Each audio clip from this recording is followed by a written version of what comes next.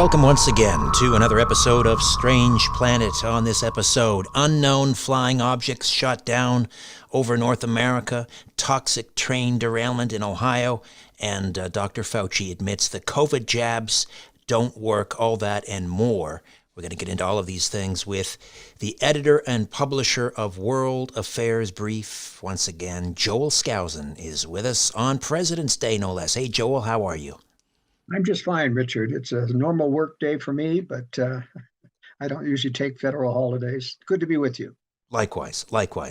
Let's begin with the, well, I don't want to, it is a UFO flap in a sense that they haven't identified these flying objects, so by definition, they are UFOs. Of course, first we had the spy balloon from China that was shot down, not until it had traversed the entire continental United States. And then following that, we had one mysterious object shot down over Alaska, another one in northern Canada, and a third in, I guess, in Michigan, near Lake Huron. And the military kind of coy, I thought, about, what these things might be. What do you think's really going on there? Well, the interesting thing is that they've become more active about shooting anything down. Seymour Hersh revealed today that they shot down a weather balloon from the University of Alaska. So they're a little bit hyper about this right now because of all the publicity. Some have accused the government of trying to increase Joe Biden's credibility by suddenly taking action after letting the spy balloon from China traverse the United States. As I covered in the World Affairs Brief, I'm not sure how much intelligence they really gained. The U.S. knew it was coming. They had spotted it clear into Canada before it entered into the United States. They issued a warning to military bases along its path to keep any aircraft in hangars so that there wasn't much to observe. And there've been a little bit of disinformation about this, such as perhaps this is prepping for an EMP strike on the United States.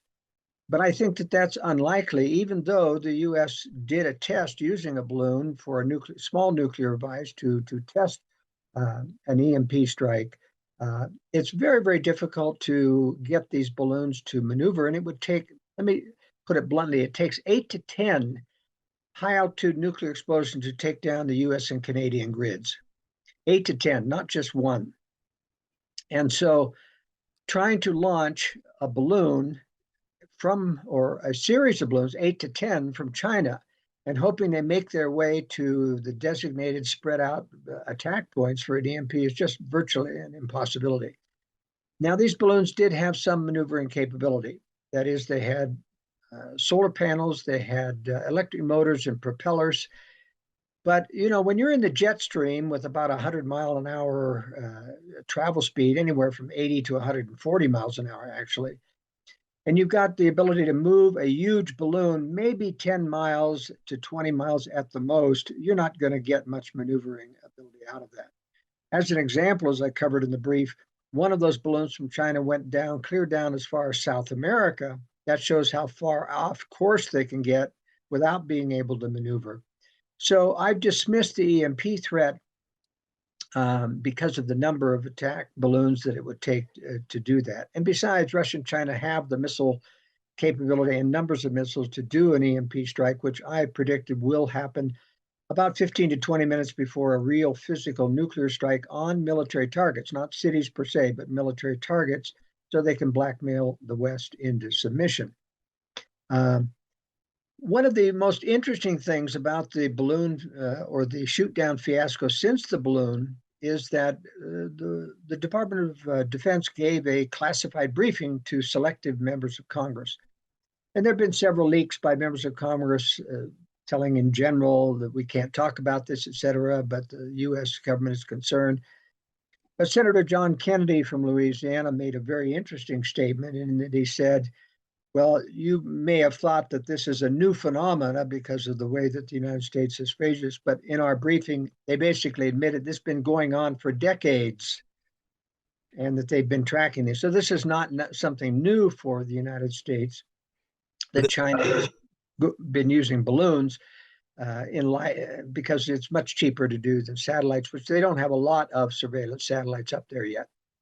The Defense Department claimed, though, that they were, or the Biden administration claimed that they were spotting more of these because, and I'm now referring to the 3 other incursions after the initial spy balloon, that they tweaked their radar filter and therefore they were able to spot these, and that's why they're seeing more of them. Do you buy that? Well, only partially. First of all, the revelations by Senator Kennedy indicates that this is not true. They've been seeing these before. I'm sure that they did tweak the radar. Now, you can't tweak the radar itself. They're picking up everything. What you tweak is the filter that alerts them to an invasion or an intrusion. Normally, those filters are set for high speed, small targets such as missiles or fighter jets or bombers, which are large targets coming in. And they don't get an alert normally on a weather balloon because the weather balloons are up all the time. That's why if Seymour Hersh is right, they shot down a weather balloon because they've been a little bit too sensitive about trying to protect the public from balloons. So I think there's partial truth in that, but it's probably leading to more errors than it is to anything else. Now, as far as the other shoot downs were concerned, they aren't releasing hardly any information about how those objects are up in the sky, whether or not they're drones, self-propelled drones, or carried by a balloon. One was supposedly a car-sized object over Alaska up at 40,000 feet. And, it takes quite a bit of propulsion to get a car-sized object up to 40,000 feet. And the U.S. has been criticized for using a $400,000 missile, to shoot down a car-sized object, whatever it is. Now, I have no doubt that the United States flew by that thing to find out what it was before they shot it down. So they're not revealing what it was. And so we're kind of left in the dark. But the Department of Defense did announce that these were not extraterrestrial alien things. And I tend to agree with that, even though I know as a pilot, having talked to many of my other pilots who have seen actual unidentified flying objects, that these are not capable of being shot down. Navy pilots have indicated these things go from 30,000 feet down to sea level in a second.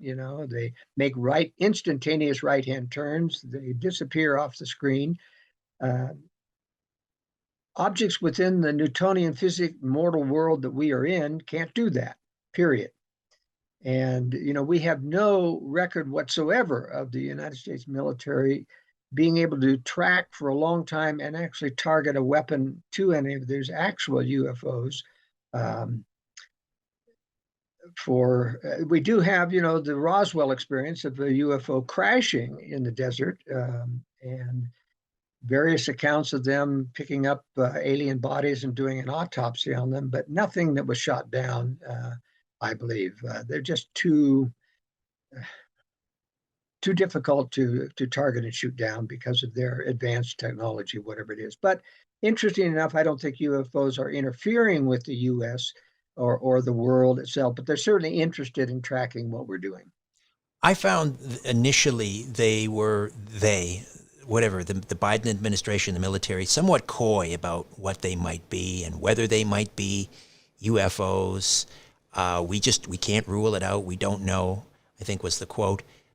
I thought perhaps they were being deliberately coy, maybe using this enormous interest that's out there in UFOs as a distraction, because at the same time, roughly, that these incursions were taking place, we had the Seymour Hersh article on the Nord Stream pipeline, blaming it on the United States.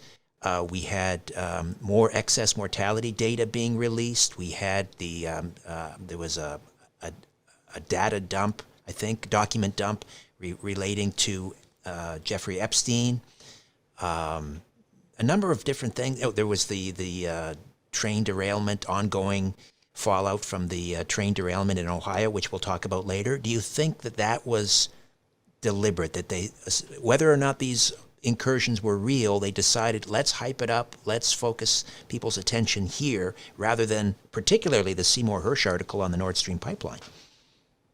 Well, it's a possibility, but they would have, and they did evade the Seymour Hersh article. It was a complete blackout from the mainstream news, period.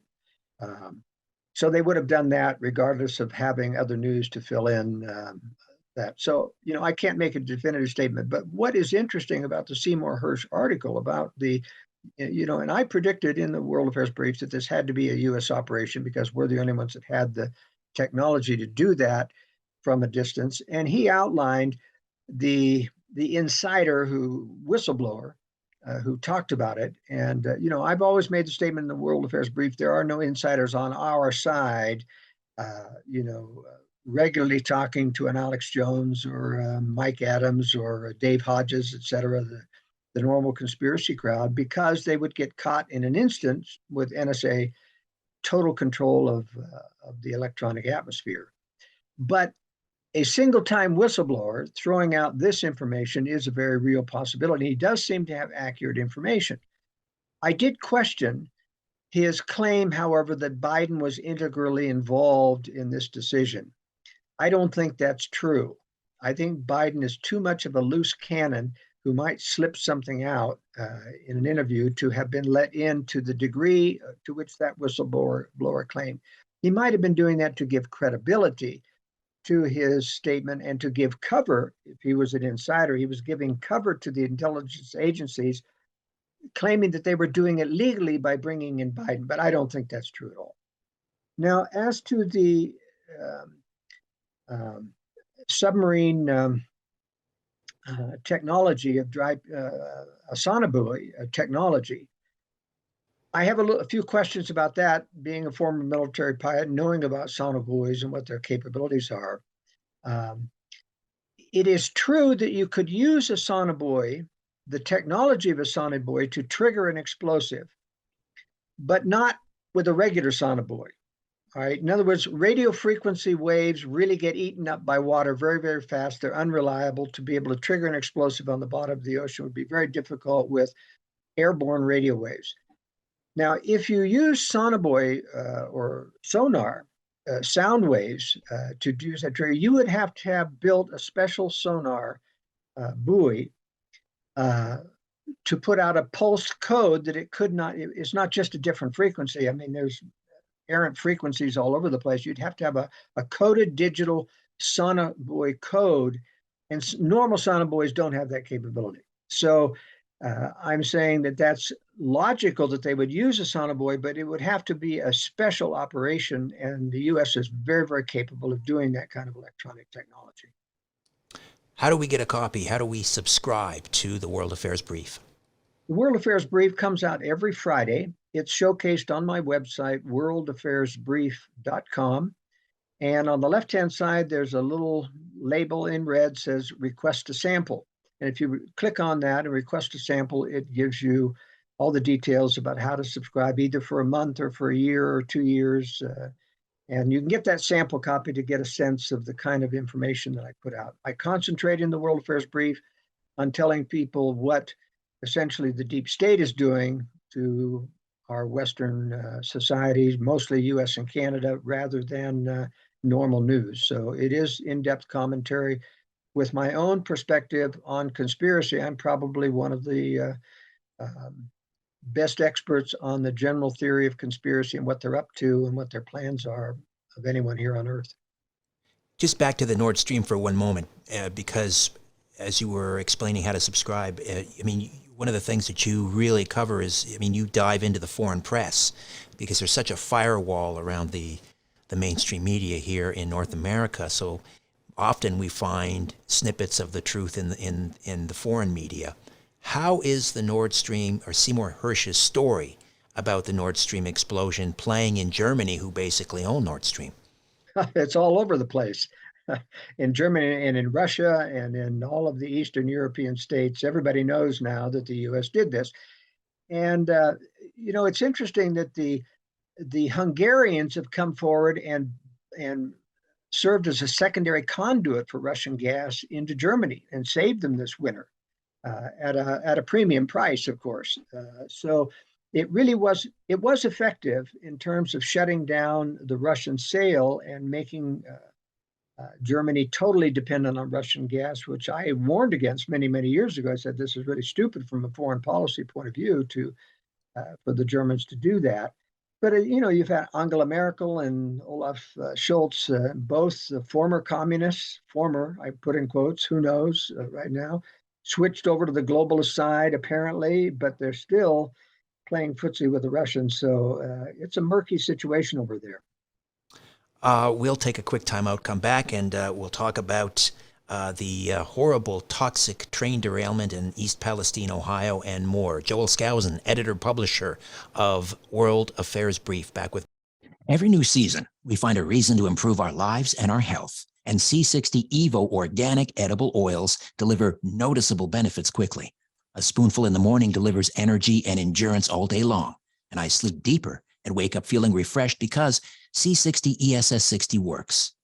Carbon 60 received the Nobel Prize in Chemistry in 1996 when it was used for industrial applications. C60 Evo's ESS60 is a breakthrough technology upgrading C60 to be safe for human and pet consumption. ESS60 has been called a miracle molecule because of the physical and mental benefits people are enjoying.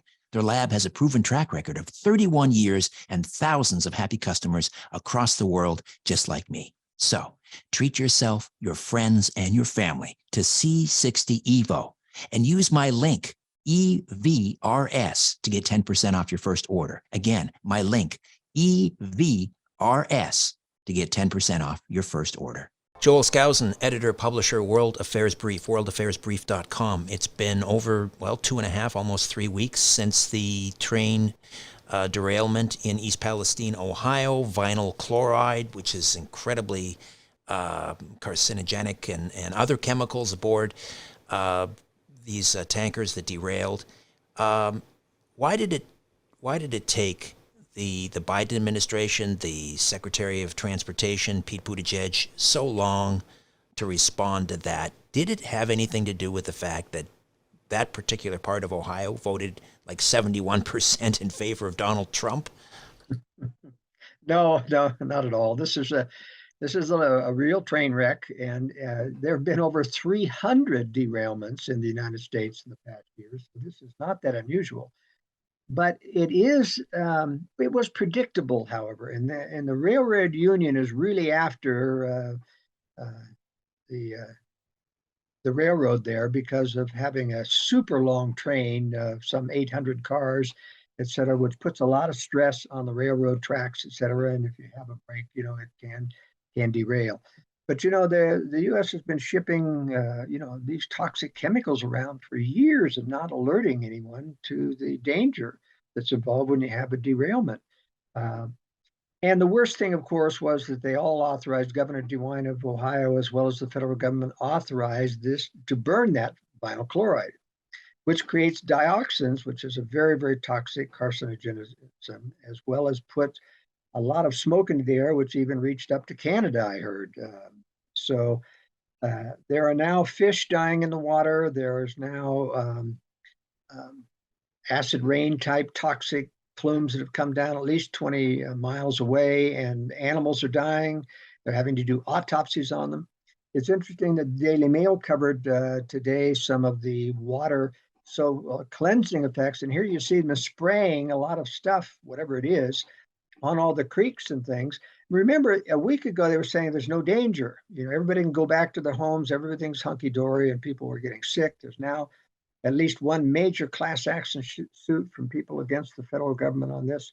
But I have to worry when you're going to clean up a toxic chemical spill with other chemicals. I don't think the water is going to be very good to drink, frankly. And I think there's going to be a lot of long-term damage here from this. Some have described it as America's Chernobyl. Is that hyperbole, or is that accurate and fair? Oh, that's hype. I mean, first of all, it's not that broad of a range compared to Chernobyl, which covered 1,000 miles and had long-term cancer. These will have long-term cancerous effects if people aren't healthy. The body can clean up a lot of toxic things if you're very healthy, but people in that area are not noted for being particularly healthy. A lot of obesity, a lot of diabetes and other things, which makes a person susceptible not only to COVID, but these kinds of toxic chemical blooms. So everyone should be drinking pure water imported from outside the area, and not drinking the tap water or drinking anything associated with that, and they should be very, very careful about. I think the air has fairly well been cleared by the storms that went through in the past 2 weeks, but some residual chemical wafting can come up from the air if it's still on the ground. So we're not out of this by a long shot, and the government's really got a black eye, and so does Pete Buttigieg, the Secretary of Transportation. And a lot of the American right is criticizing Biden for taking a secret trip to Ukraine for show and tell rather than visiting the Ohio area although that would have been just a token visit, political visit anyway. I don't give much stock in that. Everything the president does is political. So, Right. Northern Suffolk, are they on the line to pay for this cleanup entirely?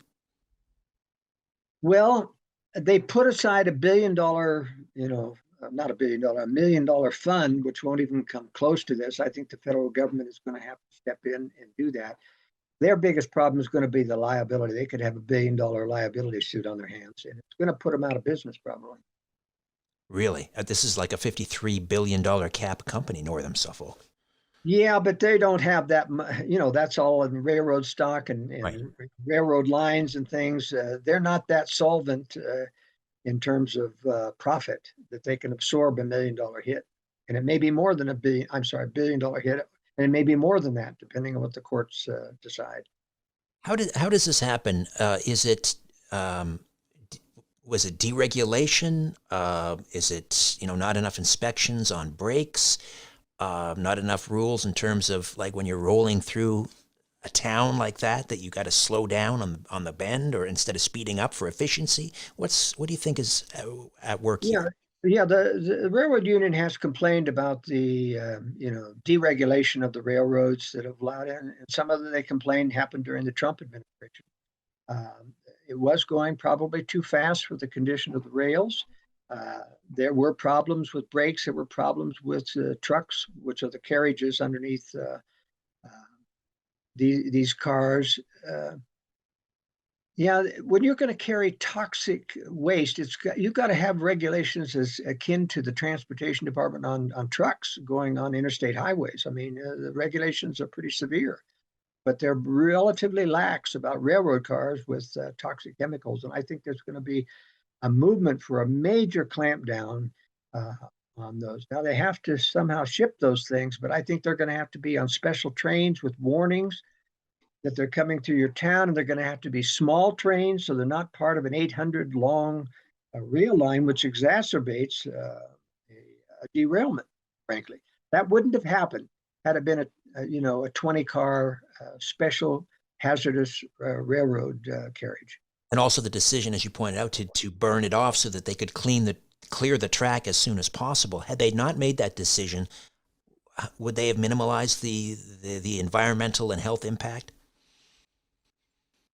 It would have been localized to that particular area. It would have been disastrous to have that vinyl chloride in the soil, and there would be very difficult. They would have had to remove the track, take down about 10 feet of soil and around the area, but right now, by burning it, they expanded that plume, to 100 miles, and now made the cleanup impossible because you just can't detect and clean up all the soil in a 100-mile plume. We got farms in the way. You've got animals. You've got crops in the ground.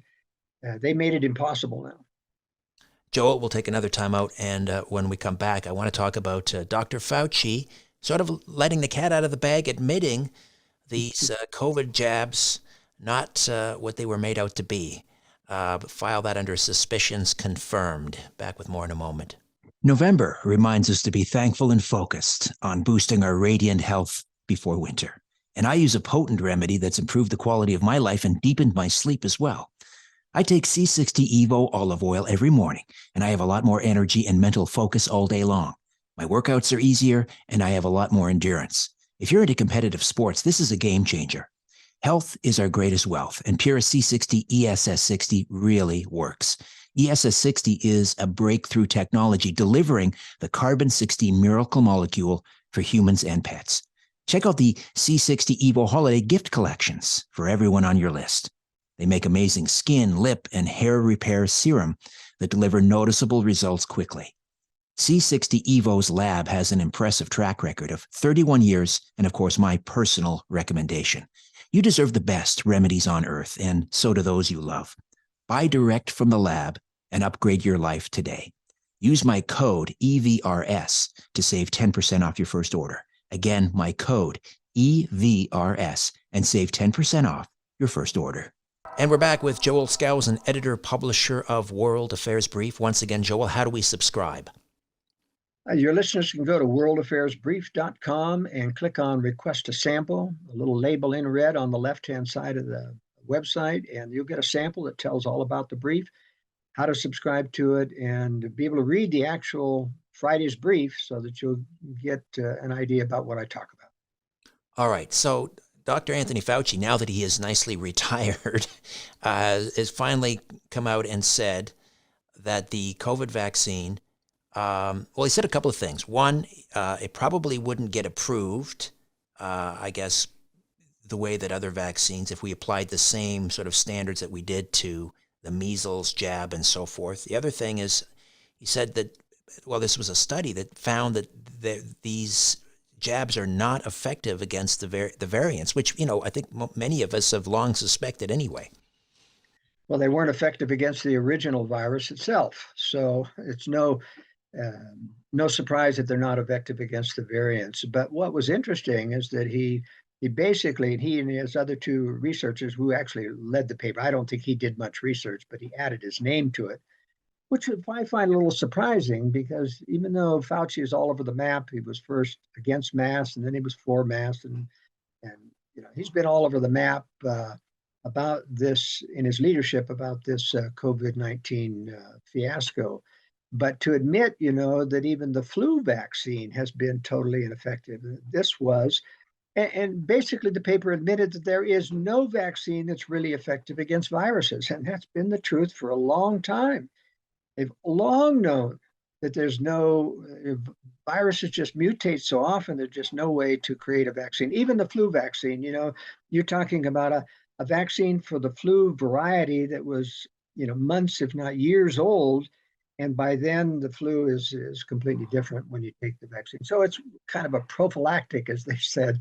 People think that it's doing any good, but actually now that they're all mRNA vaccines, they're going to do the same damage that mRNA does to the body in the vaccine. He doesn't admit to that. I mean, that's something that the establishment will never admit. It makes them extremely liable for all of the excess deaths that are being reported around the world. Germany leads the world in excess deaths.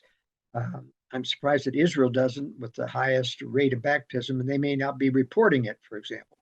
But excess death means that people are dying at an abnormally high rate with no other cause, and it's past the COVID itself. It's not because of COVID, and they're claiming they don't know the reason, but we know the reason. It's because of the residual effects of having those spike proteins float around in your blood, in your body, getting into your brain, getting into your organs, and worst of all, getting into the heart muscle, causing myocarditis and various neurological diseases. So it's interesting, and I don't know if we're ever going to get the specifics. This has been one of the biggest conspiracies ever in the world, that this was, first of all, a worldwide pandemic worthy of shutting down everybody, and it really never was. It really was only dangerous to old and chronically ill people, of which you could have done isolation and other things to keep them relatively safe. They used it as an excuse to promote a vaccine that they have been ready to put out even before the COVID-19 thing sprung on us. So there is a great deal of evidence that this was a conspiracy to damage people's immune system in the long term. It probably was not a proper bio or a genocide weapon in the sense that everybody took the vaccine is not going to die. The CDC, in fact, just came out and admitted, which I'll be covering in Friday's brief, that it is true that only 5% of the batches of the vaccine caused most of the damage and the death. And that means, in my opinion, that the vaccines are not uniform, that they didn't dare put the full dose in all of the vaccines, or you would have had mass deaths, and it would have discredited vaccines forever. And they couldn't afford to do that because vaccines are one of the prime weapons of slow death within our society, that the depopulation agenda, which is part of the globalist agenda, is very real and aimed at. So they decided to put it in only about 5% of the vaccines so that the damage would be limited. And then, and that means that the people who took the vaccine were the guinea pigs. They were being tracked and experimented on and watching the batch numbers.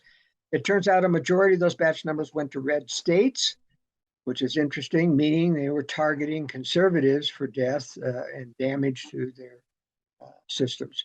It wasn't exclusively to red states, but the majority of those bad batches did go to the red states. So this is a very bad thing. I'm surprised that Fauci would even admit what he did. He didn't admit to the big story. It's one of those things that conspirators often admit to a small portion of it to diffuse public concern or to say, yeah, you were right about a small, but they never admit to the major conspiracy about the vaccine creation itself.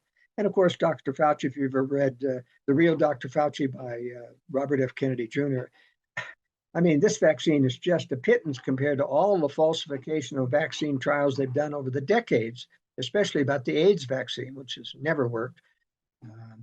This is really a corrupt system, and I've come to the conclusion that no one should ever trust Big Pharma again to create a vaccine. Never trust them again, nor the government regulators.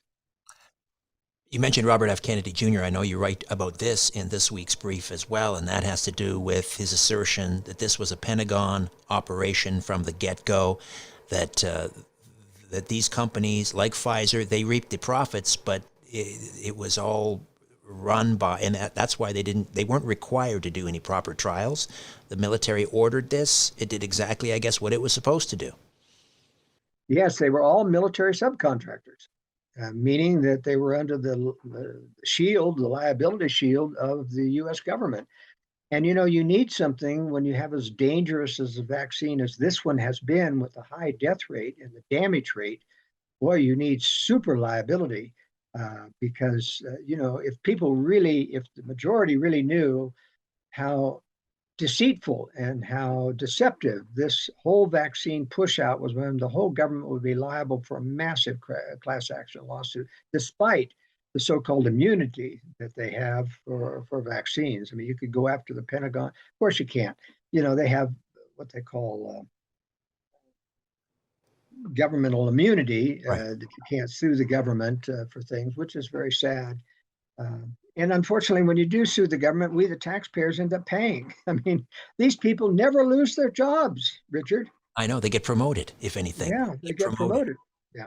I wanted to ask you, I don't think well, you may be covering this in a future brief, but George Soros complimenting Governor Ron DeSantis of Florida, saying he's shrewd and he's ruthless, and basically not an endorsement exactly, because George Soros isn't going to come out and endorse a Republican candidate, but I don't know whether he was trying to sow division, basically saying Trump is finished and Ron DeSantis is going to be the Republican nominee. And of course, now many people are turning around and thinking, okay, DeSantis is a globalist. So I guess Soros maybe accomplished what he set out to do. What are your thoughts? Well, the jury's out about Ron DeSantis' background. He certainly comes from an elite Harvard, Yale type background. He is very ambitious. He and his wife have stated openly before they want to run for president, and he clearly is going to run for president. I'm always skeptical of someone who really, is ambitious about a president, because you're going to have to compromise if you want to win in today's manipulated electoral and divisive electoral society in the United States. But this was not George Soros's actual intent to promote Ron DeSantis per se. What he wanted to promote was the idea that Ron DeSantis is probably going to win the Republican nomination, and it's going to force Trump to run as a third party candidate, split the vote. And then he says, that's what I really want. I want the Democrats to win because the Republicans will split their vote. So that's the purpose behind his, not because he was endorsing necessarily a fellow globalist. I don't think Ron DeSantis is a globalist per se. I just think he's very smart. He's much more savvy than Donald Trump was. He's capable of seeing who's deep state and who isn't deep. Well, I can't say that really. You have to be a conspiracy expert to know who's deep state and who isn't, because the only reason I know whether James Comey or Christopher Wray or Robert Mueller were deep state is I could track their participation in deep state cover-ups of 9/11, of the Vince Foster murder, like Brett Kavanaugh in the Supreme Court. So that's how you can tell. I mean, because really the list of who's deep state and who's running the deep state is the best kept secret in the world. None of us are ever going to know that completely. We will know some of the front men like Henry Kissinger or Zbigniew Brzezinski or George Soros, et cetera, but those are not the people that are really calling the shots behind the scenes. But you can tell who they put up for political office and who they put up by their participation. Arlen Specter, the senator from Pennsylvania, was the executive director of the JFK assassination commission, who covered up, the fact that our government killed JFK. He created the magic bullet theory. Yeah, he did. And he got rewarded by being a senator from Pennsylvania. Later on in life, tried to switch parties back to the Republican. It's just amazing what these people will do, Richard. Nikki Haley announcing that she's running, and immediately, drew a lot of criticism. One of her first announcements about a speaking event or a fundraiser, and someone noted on social media that you had to be vaccinated in order to attend. And here she is talking about we need new, fresh voices in the Republican Party. She sounds like this is like 1995, and she's running. She might as well be George W. Bush. Well, Nikki Haley does have political ambitions, but she's a real mainstream, if not an outright rhino Republican.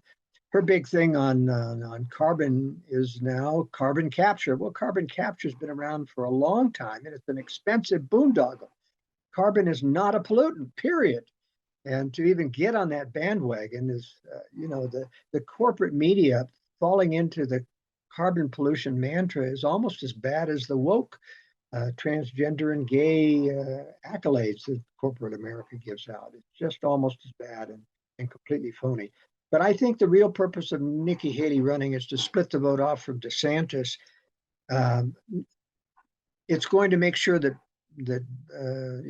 Trump runs, and of course you've got all kinds of other. Mike Pompeo's going to throw his hat in the ring. Of course, Mike Pence, as well as there's Governor Asa Hutchinson, even Rhino Republican Chris Christie of New Jersey is going to throw his hat in the ring. They'll split so many parts, but I still think those will be weeded out in the early ballots of the Republican convention. It's going to end up being a two-man race, DeSantis versus Trump. And DeSantis could very well win over Trump. He won't win the base, but the base isn't who's sent to the Republican National Convention. They're more mainstream Republicans that get to the actual convention. So you don't think Trump will run as an independent, a third party? Is it Trump? Yes. I can't see Trump going out, and bowing out gracefully. His ego is too great to do that. He might be willing to throw the race by running in as an independent, probably not as a third party, but I wouldn't put him past as well, starting his own, social media group and other things. He's got the money to do something like that, but it really would guarantee that even Joe Biden could get reelected if the Republicans split their vote.